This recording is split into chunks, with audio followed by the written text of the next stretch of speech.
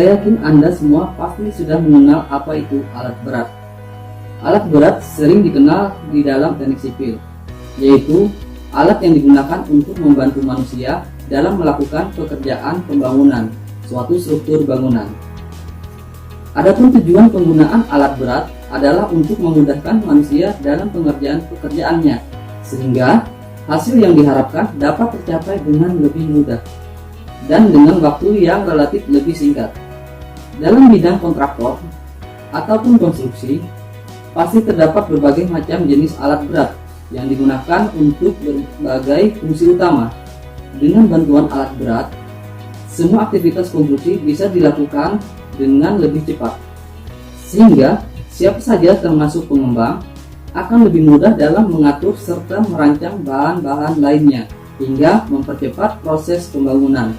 Oleh karena itu, Anda harus mengerti seperti apa klasifikasi alat-alat berat tersebut berdasarkan fungsinya. Alat berat dapat diklasifikasikan menjadi dua kategori, yaitu klasifikasi berdasarkan fungsi alat berat dan klasifikasi berdasarkan operasional alat berat. Yang dimaksud dengan klasifikasi fungsional alat berat adalah pembagian kategori alat berat tersebut berdasarkan fungsi-fungsi utama alat berat.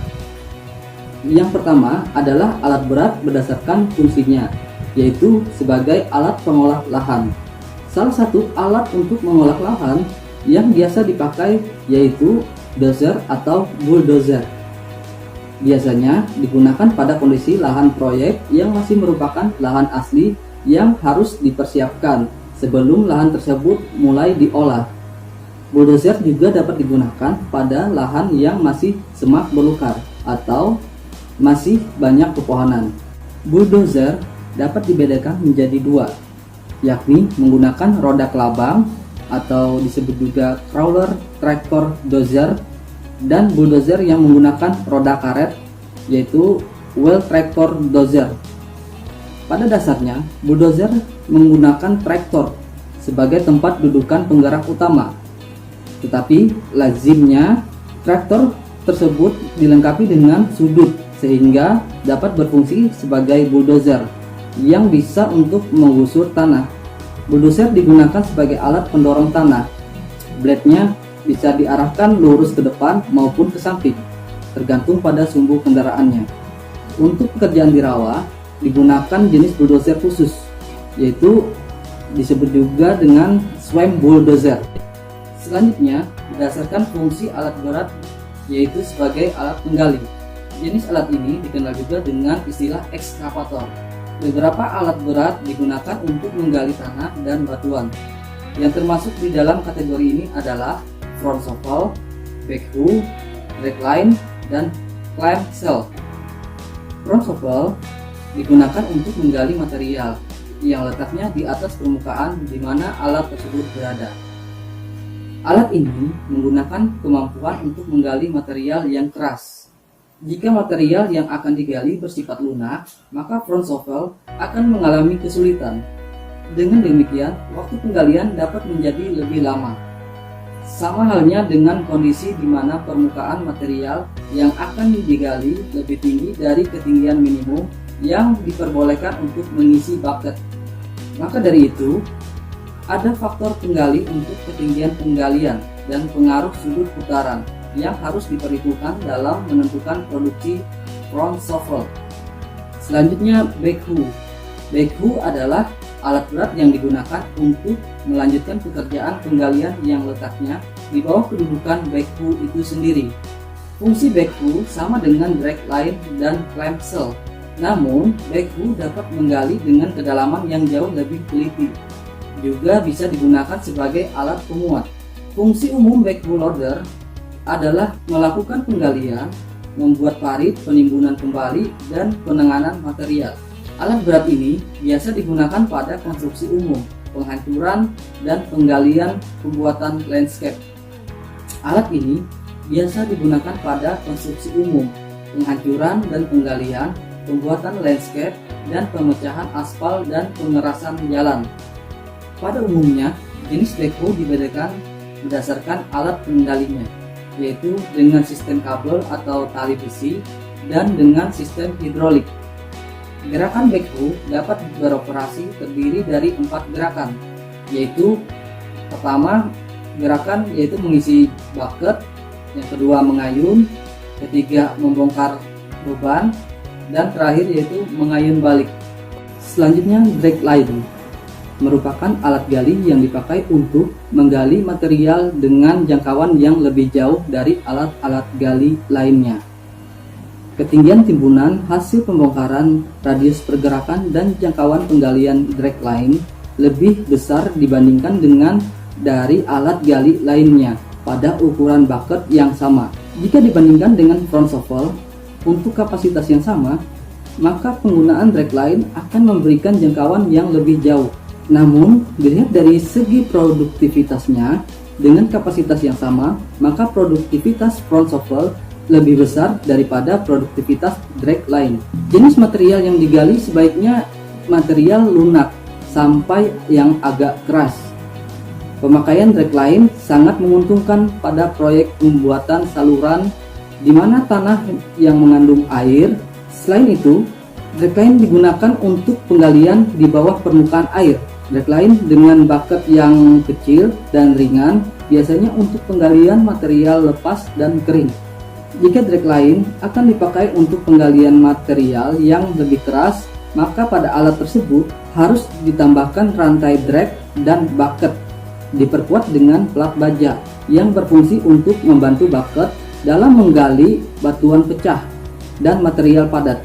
Bucket drag line yang sedang biasanya dipakai untuk menggali lempung dan kerikil atau pasir padat. Selanjutnya clamshell. Pada umumnya, clamshell digunakan untuk penggalian tanah lepas seperti pasir, kerikil, batuan pecah, dan lain-lain. Clamshell mengangkat material secara vertikal. Ukuran bucket pada clamshell bervariasi antara ringan sampai berat. Bucket yang ringan umumnya digunakan untuk memindahkan material, sedangkan bucket yang berukuran berat digunakan untuk menggali. Pada bucket yang berukuran berat umumnya dipasangkan gigi yang membantu alat dalam menggali material. Dalam pemilihan tipe bucket, perlu diperhatikan bahwa bucket yang berat dapat mempersulit pengangkutan namun membantu penggalian. Pada pengoperasian clamshell, perlu diperhatikan bahwa penggalian tergantung pada berat bucket serta kapasitas mesin. Selain itu, panjang rantai akan mempengaruhi kedalaman penggalian. Sedangkan jangkauan clamshell akan tergantung pada panjang boom. Untuk memaksimalkan daya angkat clamshell, maka boom yang digunakan harus sependek mungkin. Hal ini erat kaitannya dengan kestabilan alat. Semakin panjang boom, maka alat akan semakin tidak stabil dan pada akhirnya akan menurunkan daya angkat alat. Daya angkat clamshell juga dapat ditingkatkan dengan memperkecil sudut swing. Selanjutnya adalah fungsi alat berat sebagai alat pengangkut material. Merupakan alat berat yang dipergunakan untuk mengangkut bahan-bahan material. Biasanya digunakan untuk mengangkut material pada pembangunan konstruksi, industri tambang maupun industri perkayuan. Jenis alat berat pengangkut ini memiliki massa yang berkali-kali lipat, jauh lebih berat dari mobil pengangkut biasa. Kren termasuk dalam kategori alat pengangkut material karena alat ini dapat mengangkut materi secara vertikal dan kemudian memindahkan secara horizontal pada jarak jangkau yang relatif kecil. Untuk pengangkutan material lepas dengan jarak tempuh yang relatif jauh, alat yang digunakan dapat berupa belt, truk, dan wagon. Alat ini memerlukan alat lain yang membantu memuat material ke dalamnya. Tower crane merupakan jenis crane yang statis, namun ada beberapa jenis crane yang mempunyai penggerak. Karakteristik operasional semua crane yang bergerak pada prinsipnya sama, dengan perbedaan pada penggeraknya. Crane dengan penggerak artinya crane tersebut dapat melakukan mobilisasi dari suatu tempat ke tempat lainnya. Jarak perpindahan tersebut tergantung pada jenis penggeraknya, yaitu roda ban atau roda crawler. Crane yang memiliki kemampuan bergerak ini terdiri atas 3 jenis, yaitu crawler mounted crane, truck mounted crane, dan wheel mounted crane. crane beroda crawler atau crawler mounted crane. Tipe ini mempunyai bagian atas yang dapat bergerak 360 derajat dengan adanya turntable. Dengan roda crawler, maka crane tipe ini dapat bergerak di dalam lokasi proyek saat melakukan pekerjaannya. Namun, pergerakannya sangat terbatas. Pada saat crane akan dipindahkan, maka crane diangkut dengan menggunakan low bed trailer. Pada saat crane akan dipindahkan, maka crane diangkut dengan menggunakan low bed trailer. Pengangkutan ini dilakukan dengan membongkar boom menjadi beberapa bagian untuk mempermudah pelaksanaan pengangkutan. Pengaruh permukaan tanah terhadap alat tidak akan menjadi masalah karena lebar kontak antara permukaan dengan roda cukup besar, artinya crane dapat berdiri dengan stabil, kecuali jika permukaan merupakan material yang sangat jelek. Pada permukaan yang jelek atau permukaan dengan kemungkinan terjadinya penurunan, maka alat harus berdiri di atas suatu alas atau matras. Keseimbangan alat juga dipengaruhi oleh lebarnya jarak roda crawler. Pada beberapa jenis crane mempunyai crawler yang lebih panjang untuk mengatasi keseimbangan alat. Selanjutnya truck crane atau truck mounted crane. Crane jenis ini dapat berpindah tempat dari suatu proyek ke proyek lainnya tanpa bantuan dari alat pengangkutan. Mobilitas alat cukup tinggi dengan kecepatan maksimum mencapai 55 km per jam. Akan tetapi, beberapa bagian dari crane tetap harus dibongkar untuk mempermudah perpindahan. Sebelum menuju suatu proyek tertentu, rute perjalanan perlu dikenal untuk mengetahui adanya rintangan seperti kabel listrik yang rendah, overpass rendah, jembatan kecil, dan lain-lain. Seperti halnya crawler crane, truck crane ini juga mempunyai bagian atas yang dapat berputar 360 derajat. Untuk mendapatkan keseimbangan alat, truck crane memiliki kaki outrigger. Dalam pengoperasiannya, kaki tersebut harus dipasang dan roda diangkat dari tanah sehingga keselamatan pengoperasian dengan boom yang panjang akan terjaga. Semakin keluar outrigger, maka crane akan menjadi stabil. Hal tersebut perlu menjadi perhatian karena crane jenis ini sangat tidak stabil. Selain itu, kondisi di mana crane bekerja juga harus ideal, yaitu tanpa guncangan permukaan tanah yang datar atau water level dan cuaca tanpa angin. Selanjutnya, wheel mounted crane. Wheel mounted crane merupakan crane dengan penggerak roda ban. Lengan crane tipe ini adalah boom hidrolis. Crane ini juga dikenal dengan hydraulic crane atau telescopic crane. Struktur atas crane jenis ini dilengkapi dengan telescopic boom, silinder hidrolis tunggal untuk pengangkatan dan kait. Boom crane jenis ini dapat diperpanjang atau diperpendek sesuai dengan kebutuhan tanpa perlu adanya pembongkaran boom. Crane ini mampu bergerak fleksibel sehingga dapat dikemudikan di jalan. Selanjutnya adalah fungsi alat berat sebagai alat pemindah material. Loader adalah alat umum yang dipakai dalam proyek konstruksi untuk pekerjaan pemuatan material hasil penggalian ke dalam truk atau membuat timbunan material. Jarak tempuh loader biasanya tidak terlalu jauh. Pada bagian depan loader terdapat bucket sehingga alat ini umumnya disebut front end loader. Alat penggerak loader ada dua jenis, yaitu loader dengan roda crawler dan roda ban. Loader roda crawler atau crawler tractor mounted merupakan roda yang mirip dengan dozer, hanya dipasang lebih maju ke depan untuk menstabilkan alat pada saat mengangkut material. Loader baik yang beroda ban maupun beroda crawler dapat dipakai untuk mengangkut material. Namun, bagian bawah material harus mempunyai ketinggian setinggi permukaan di mana alat tersebut berada. Pengangkatan yang lebih dalam memerlukan rem. Selain itu, material yang diangkat harus material yang lepas, karena di bagian bawah loader tidak terdapat alat pemutar. Maka pada saat pembongkaran muatannya, loader harus melakukan banyak gerakan. Loader diberikan tambahan attachment seperti bucket, forklift, dan backhoe, sehingga penambahan alat pada proyek konstruksi dapat dikurangi. Bucket yang dipasangkan pada loader dapat berupa general purpose bucket dan multi-purpose bucket.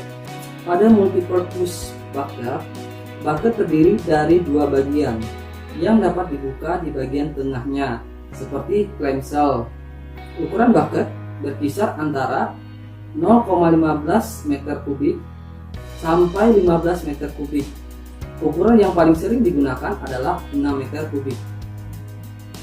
Selanjutnya adalah fungsi alat berat sebagai alat pemadat. Fungsi alat pemadat adalah alat yang biasa digunakan untuk membuat jalan, baik untuk jalan tanah dan jalan dengan kekerasan lentur maupun perkerasan kaku.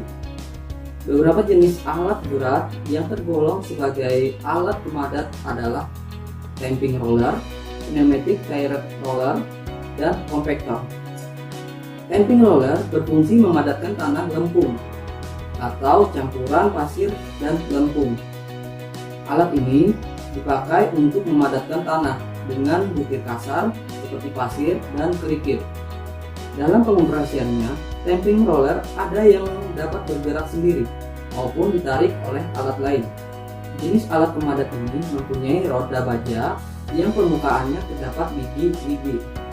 Setiap roller atau roda mempunyai lebar dan keliling yang bervariasi. Setiap unit alat pemadatan terdiri dari satu atau lebih roda. Metode pemadatan yang digunakan oleh alat ini adalah kneading action atau keremasan. Dengan pemadatan metode ini, permukaan tanah diharapkan dapat dilalui tanpa mengalami banyak hambatan. Saat material telah padat, kaki tidak masuk ke dalam tanah. Jika kepadatan permukaan tanah tidak sesuai dengan apa yang ingin dicapai, maka dapat ditarik kesimpulan bahwa alat yang digunakan terlalu berat atau alat tidak cocok untuk jenis material yang ada. Selanjutnya, pneumatic tire roller. Alat ini biasanya disebut dengan universal compactor. Roda-roda penggilasnya terdiri dari ban karet yang dipompa. Penggilas dengan ban ini memiliki ciri khusus dengan adanya kneading effect, di mana air dan udara dapat ditekan keluar pada tepi-tepi ban yang segera akan menguap pada keadaan udara yang kering. Kneading effect ini dapat membantu dalam usaha pemanfaatan bahan-bahan yang banyak mengandung lempung atau tanah liat. Pada pekerjaan penimbunan lahan, biasanya setelah dilakukan penimbunan, maka pada lahan tersebut perlu dilakukan pemadatan. Hal ini dilakukan untuk memadatkan permukaan yang rata dan padat. Penggunaan alat ini umumnya untuk mendapatkan permukaan yang halus.